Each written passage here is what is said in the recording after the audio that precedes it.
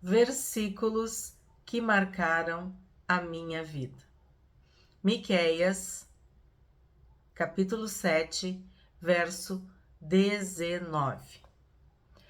Tornará a ter compaixão de nós, pisará aos pés as nossas iniquidades e lançará todos os nossos pecados nas profundezas do mar.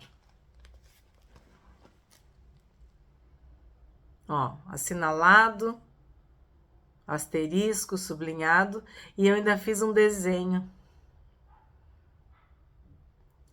para eu me lembrar que Deus não lembra mais dos meus pecados. Uma das melhores coisas é saber que somos perdoados, perdoadas, que o sangue de Jesus nos purifica de todo o pecado, de toda a injustiça, de toda a iniquidade, de todo o erro, de toda a falha. Não importa o nome que tu dê, o significado, o sinônimo. Sabemos que o salário do pecado é a morte. E se nós não nos arrependermos dos nossos pecados, o nosso fim, o nosso destino será a morte. Não a morte aqui na terra, mas a morte eterna, a separação eterna do nosso Pai. Dos teus pecados eu não me lembro. Eu não lembro mais. Deus fala para Isaías: quando Davi pecou, ele escreveu aquele salmo, o Salmo 51. Ele clama, ele suplica, ele implora pela misericórdia, pelo perdão de Deus. E ele usa alguns verbos: apaga os meus pecados, lava, purifica, limpa. Porque nós sabemos que o pecado nos suja. Ele é um escrito de dívida. Ele nos contamina. Ele nos adoece. Ele é como um vírus, um germe, um micróbio, uma bactéria que se aloja em nós e gera a morte. Somos tentados, temos desejos, cobiças, situações e caímos em tentação e pecamos. Mas temos um advogado diante de Deus, Jesus, o justo. Aquele que não cometeu nenhuma injustiça, aquele que não cometeu nenhum pecado. O Cordeiro imaculado, sem mancha, sem mácula, perfeito. Ele nos purifica de todo o pecado. Mas precisamos nos arrepender.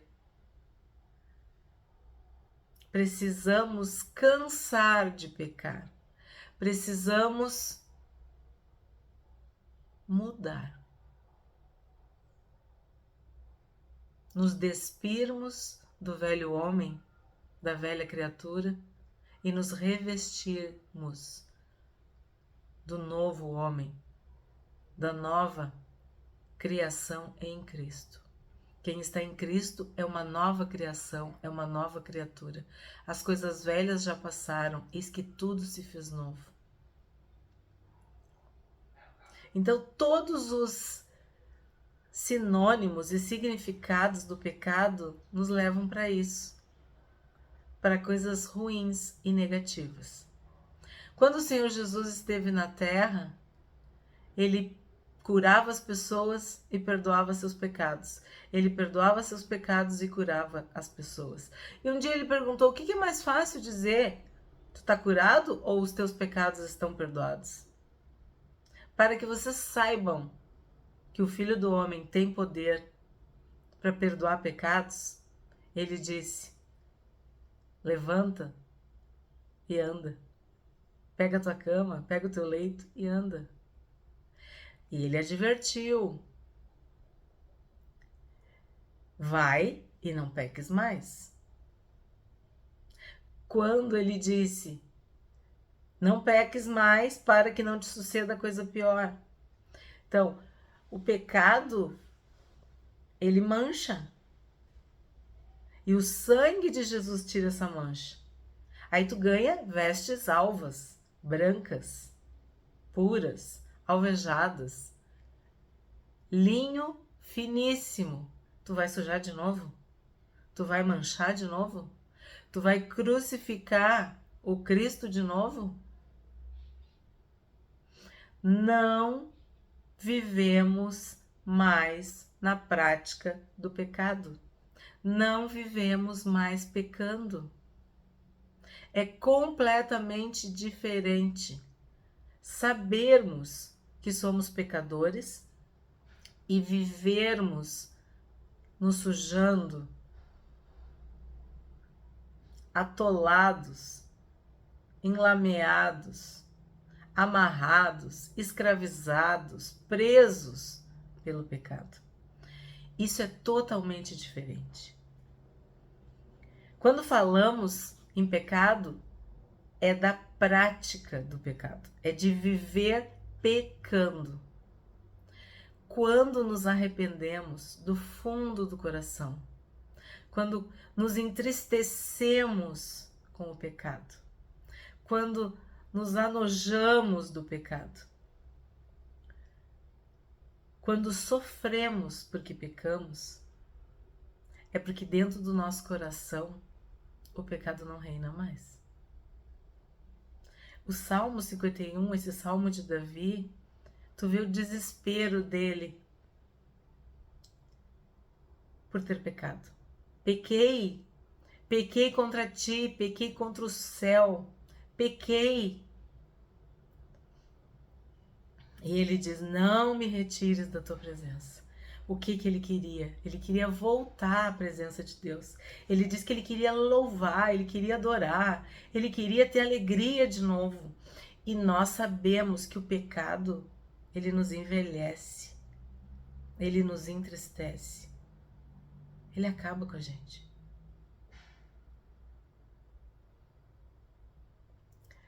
Quando recebemos o perdão de Jesus, recebemos o direito de estar na presença de Deus novamente, quando nos conectamos, nos vinculamos, nos ligamos a Deus, não queremos mais a experiência de estarmos longe. Quem pisou no Santo dos Santos em outro lugar não sabe viver. Um dia na presença de Deus vale mais do que 1000 fora. Quando nós encontramos os átrios, a casa de Deus, a presença de Deus, é como uma andorinha, um passarinho que encontra o seu ninho. Vocês já viram no final do dia, no final da tarde, eles voando felizes, felizes para encontrar o seu ninho? É como cada um de nós, quando nós encontramos os braços do Pai, a comunhão com o Pai, a presença do Pai. Como o filho pródigo que correu para os braços do Pai. O Pai o esperava. Então o pecado, ele tem esse lado negativo, maligno, maldito, mas ele é a oportunidade de termos o perdão e a graça de Deus. Onde abundou o pecado, superabundou a graça de Deus. Mas essa graça não é para te pecar de novo. É para te abandonar o pecado. É para te mudar a tua rota. Quando Jesus foi convidado, na verdade, armaram ali, né? Acredita-se que armaram para que aquela mulher fosse pega em flagrante adultério, que é relatado em João, capítulo 8, que todo mundo fala como uma mulher adúltera. ali eles chegaram e queriam pegar Jesus na lei, assim como foi com Daniel. Daniel não fazia nada de errado, então eles disseram, temos que pegá-lo na lei do seu Deus. Mesma coisa Jesus. Jesus, perfeito, eles queriam pegar Jesus na lei. E disseram, a lei diz que tem que apedrejar, tem que matar. Aí o que Jesus responde? A lei diz que tem que apedrejar, né? Então quem não tiver pecado, atira a primeira pedra.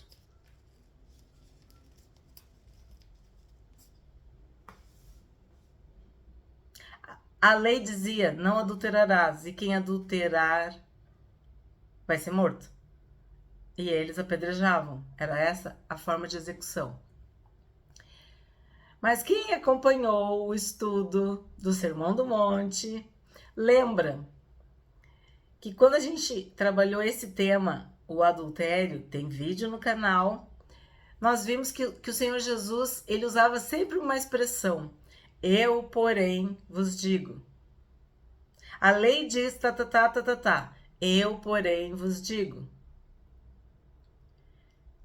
Jesus veio cumprir a lei, não revogar. Ele disse que nem uma letra, nem um acento, nada ia ser revogado, nada ia cair.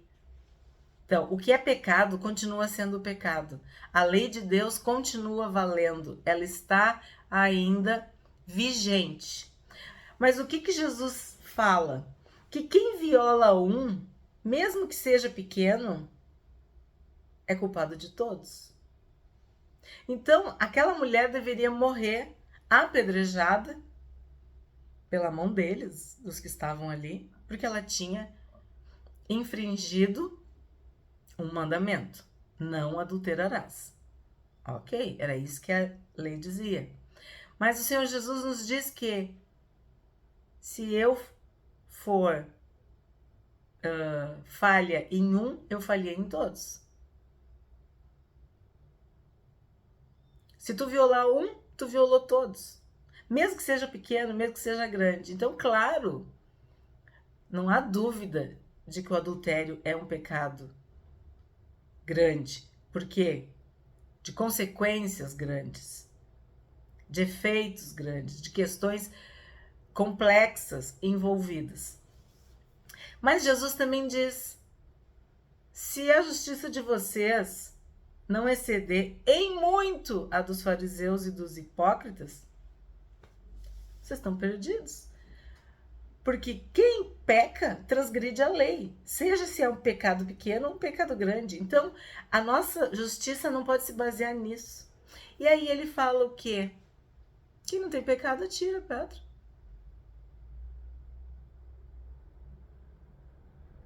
Isso vale para mim, isso vale para ti.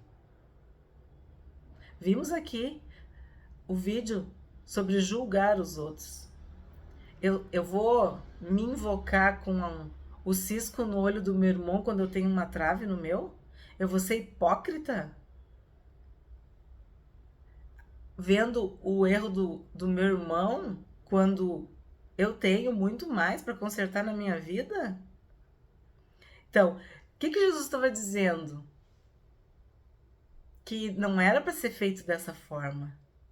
Não é assim que se conserta ou que se resolve o problema do pecado.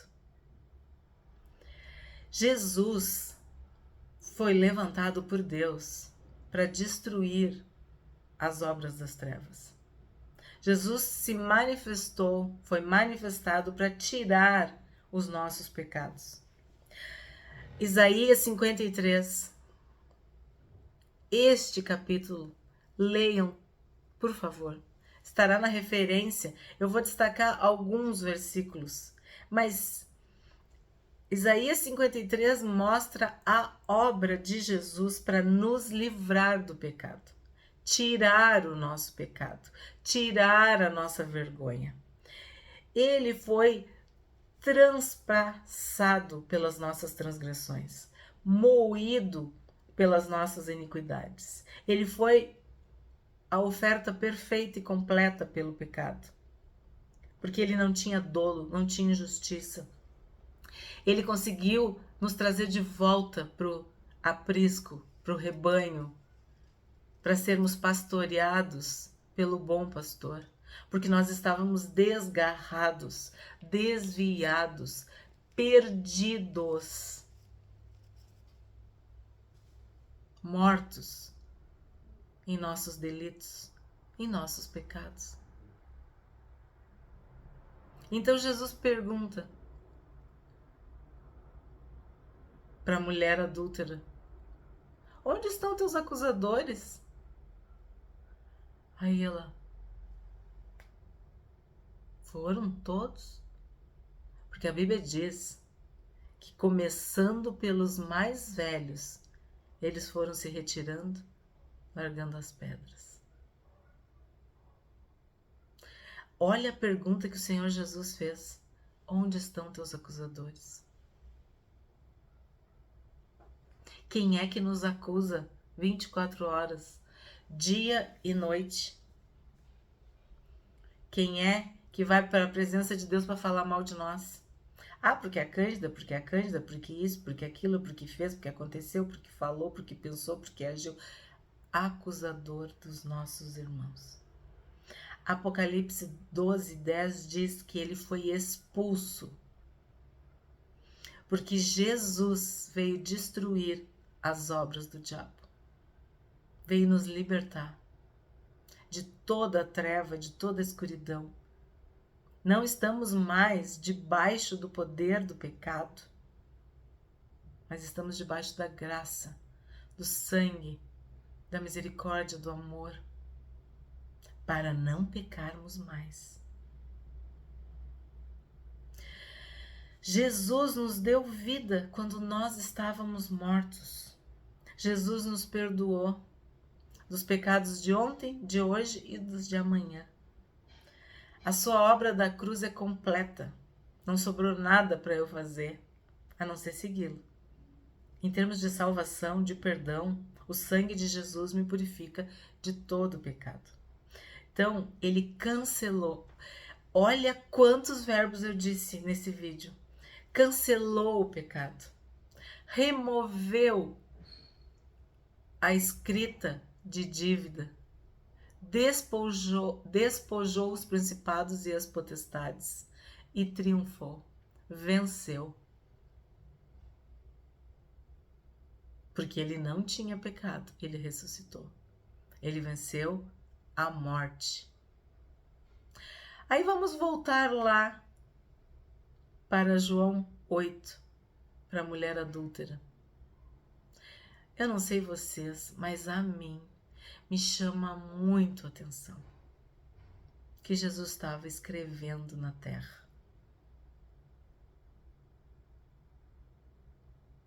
Tu nunca pensou, nunca parou para pensar, nunca pediu para Deus, para o Espírito Santo te falar sobre isso? O que Jesus estava escrevendo? E a Bíblia diz, João diz que era com o dedo, escrevendo com o dedo na areia, na terra, no chão. Ele estava escrevendo o pecado de todos. Não, acabamos de ver que quem acusa e fala dos pecados é o diabo, nosso adversário, o acusador. Esse é o papel do diabo, nos acusar. Eu penso que Jesus estava escrevendo os mandamentos. Eu, porém, vos digo. Aquelas pessoas que estavam ali, escribas e fariseus, doutores da lei, queriam pegá-lo, queriam pegar Jesus. E eles conheciam a lei na ponta da língua, do início ao fim. A letra fria, dura da lei. A Bíblia diz que o saber ensoberbece, mas o espírito vivifica. A letra mata, mas o espírito é vida, é paz. Então, eles queriam a letra fria e dura da lei. Não se fala do homem, se fala que a mulher foi pega em adultério, em flagrante adultério, e ela deveria ser apedrejado. Aí Jesus está ali escrevendo na areia, na terra, no chão.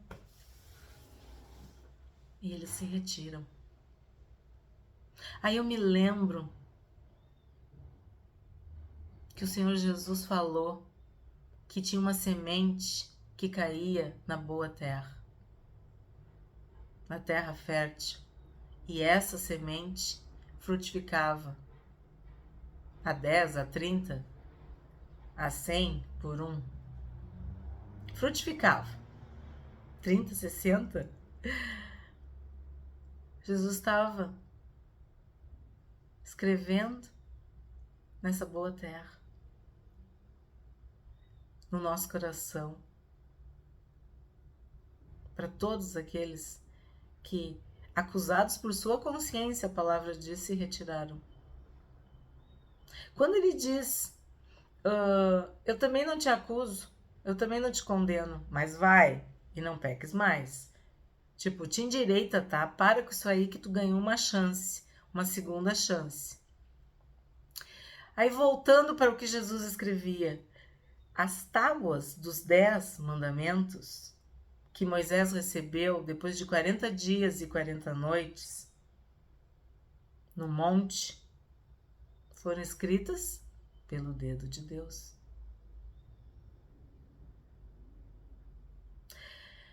Jesus escreve 2 vezes, continua escrevendo 2 vezes. Assim como as tábuas foram quebradas, quando Moisés chegou e o pecado estava reinando, ele teve que voltar e receber novas tábuas. Então, se tu ler o texto, tu vai ver assim, ó, que Jesus estava querendo mostrar o que para eles e para nós hoje? De que as leis, elas não mudam. Ou as leis até podem mudar. Sabe o que importa? É o ser humano mudar. É o ser humano se arrepender. É o ser humano se converter dos seus maus caminhos. Reconhecer seus erros e correr para o Salvador. Aquela mulher foi salva. Salva da morte física e salva da morte espiritual. A lei, ela só importa se ela nos apontar para o Salvador. Se a lei servir só para nos acusar, nos envergonhar, qual é o valor? Tem pessoas que acham que quando elas cumprem a lei, elas são salvas. Não, elas são salvas para cumprir a lei. Não são as boas obras que nos salvam, mas quando somos salvos, vivemos para fazer boas obras.